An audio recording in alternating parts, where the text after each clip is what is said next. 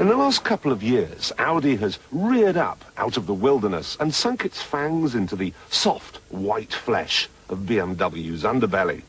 Their A8 beat the 7 Series, the A4 beat the 3 Series, and the new A3 easily beat the 3 Series Compact. However, that isn't quite a clean sweep.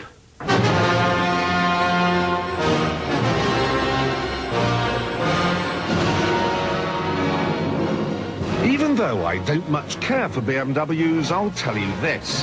Their 5 Series is numero uno, the big cheese. It is perfect and therefore cannot be beaten. Nevertheless, Audi is going to give it a try.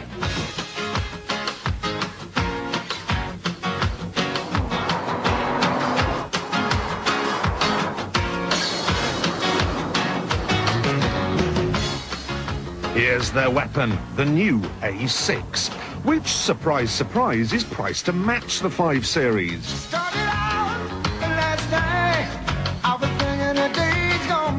Engines go from 1.8 turbo to a 2.8-litre V6, and there's a diesel for those who'd like to save 1p a year. All run-of-the-mill stuff until you get to the styling. This is an extremely good-looking car, and in places, it's even better than that.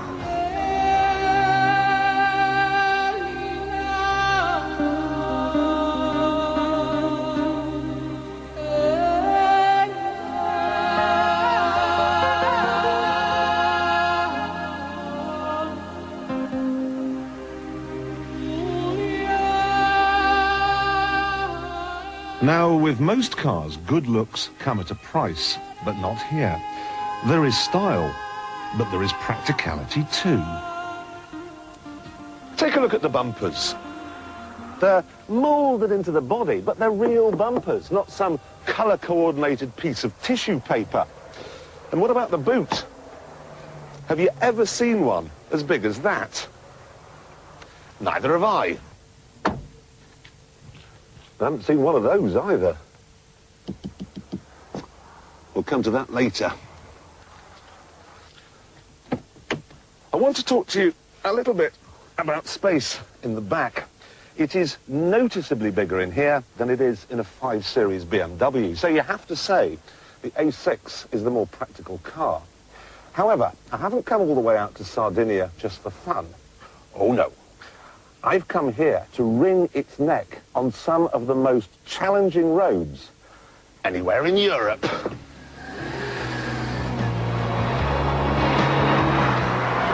The engine in this car is a new 2.4-litre, which has 5 valves for each of its 6 cylinders, 30 in total. It develops 165 horsepower, which is as much as I was expecting. Unless you're prepared to rev the nuts off it, which is a bit adolescent, progress is best described as statesman-like. So, as it isn't a performance car, you may as well fit automatic transmission, which comes with a sort of Formula One style Tiptronic shift option. That you won't use. You also get the fastest acting traction control I've ever found. But I doubt you'll use that either. Neither the suspension nor the steering ever encourage you to go quickly. This is not a BMW. It's a refined, quiet, safe means of transporting 5 people. Even on bendy roads like these, it's hugely relaxing to drive. It just gets on with the job, allowing you to enjoy the scenery.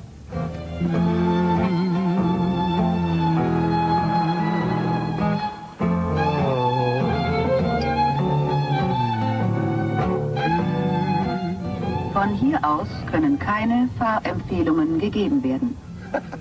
You know what that was, don't you? You don't even have to think where you're going because the satellite navigation system tells you. And it backs it up, look, with a little arrow on the dashboard. That's... I don't want to sound like an old person being presented with a fax for the very first time, but that is incredible. Be even more incredible when it learns to speak English, though.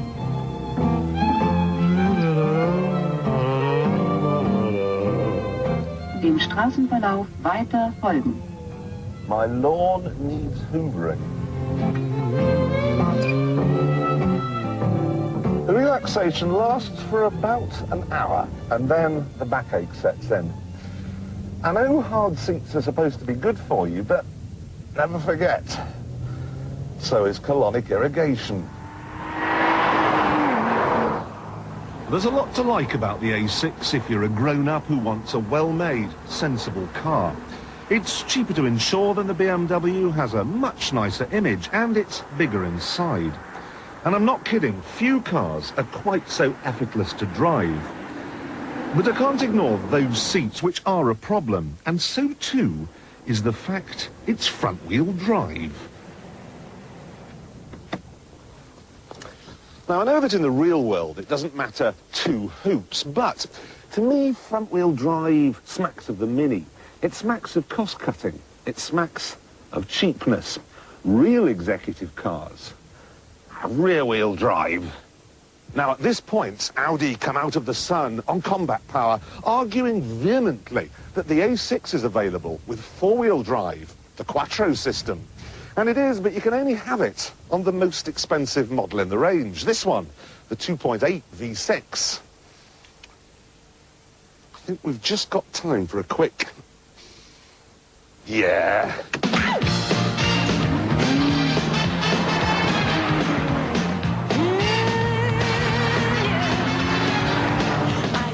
I've always had a soft spot for Quattros, and this does nothing to dent my enthusiasm. This £30,000 barnstormer goes 140 miles an hour, does 0 to 60 in 7.5 seconds, and handles like a hare with blue tack on its paws. I'm walking on sunshine. Whoa, I'm walking on sunshine. Whoa, I don't feel good. I think that this specific model is perhaps a match for its specific BMW rival, but you can't judge an entire range on its most expensive model. That's like saying you think someone's pretty because they have a nice nose. Basically, then, I think the A6 is good, but when you take the microscope out, you can find flaws. The BMW, on the other hand, is perfect. It hasn't been beaten because it can't be beaten.